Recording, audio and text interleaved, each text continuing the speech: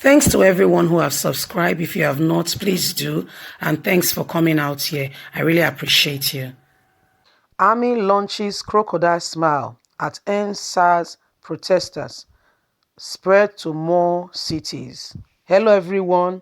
So we saw yesterday, very one big thank you to you. Yes, thank you very much for supporting us, our Nigerian youths. So the army has decided to launch what we call they launch a crocodile smile. You know the crocodile, you think he's smiling, he's not smiling, he's ready to eat you. You see, Buhari has followed wrong advice and wants to end the NSAS protest all of a sudden. He has not deemed it fit to address Nigerians, to even come out and say to the youth, I understand what you're going through. Okay, don't worry, we'll look at it, we'll see how we can come in, we'll see how we can help. What can we do? So he wants to use the military on Nigerian youths. But guess what? He's actually digging himself in a deeper hole than he can imagine. He's actually digging himself in a deeper hole than he can imagine. If you unleash the army on Nigerian youths that are harmless, not carrying any weapon, you bring them on them, the world is watching.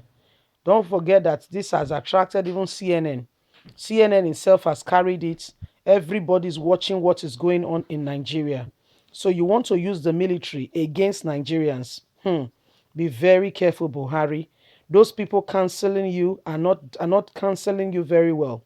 They are gradually tipping you off to your grave. Okay? So be very careful. We are watching and we are seeing what is going on. If that's the way you want to roll, we are ready for you.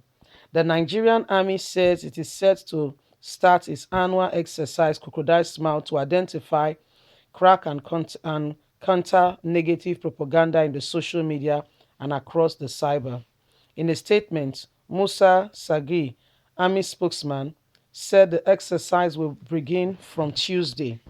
This year's exercise, Crocodile Smile 6, is scheduled to commence from the 20th of October to the 31st of December 2020, Sagi said.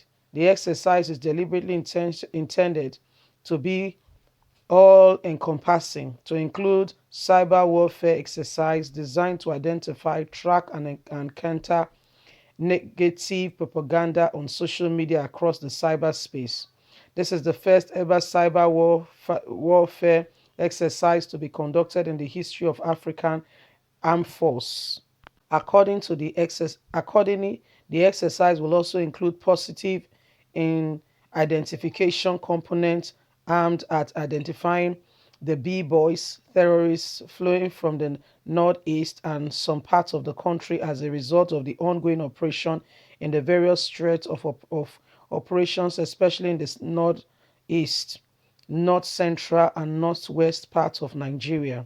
The Nigerian army once again reassures all well-meaning Nigerians of its commitment to sustaining of peace and security and urge members of the public for their support and understanding throughout the period of the exercise.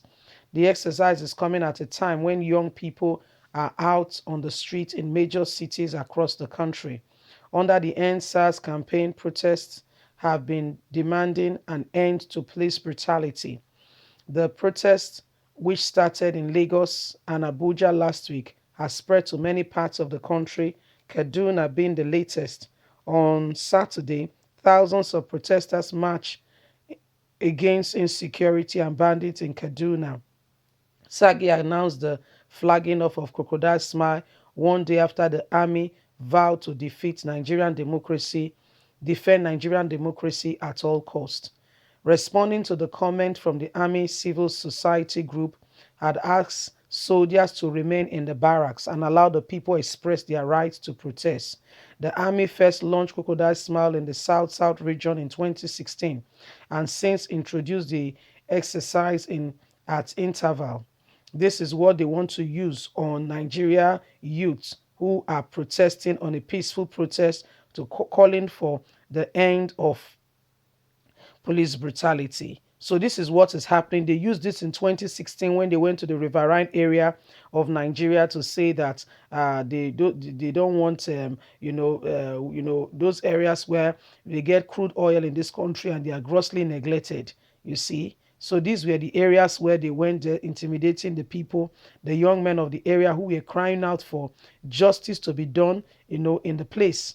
Right now, what we are seeing is that they want to repeat it again right now in the country to intimidate Nigerian youth. But guess what? It will not work.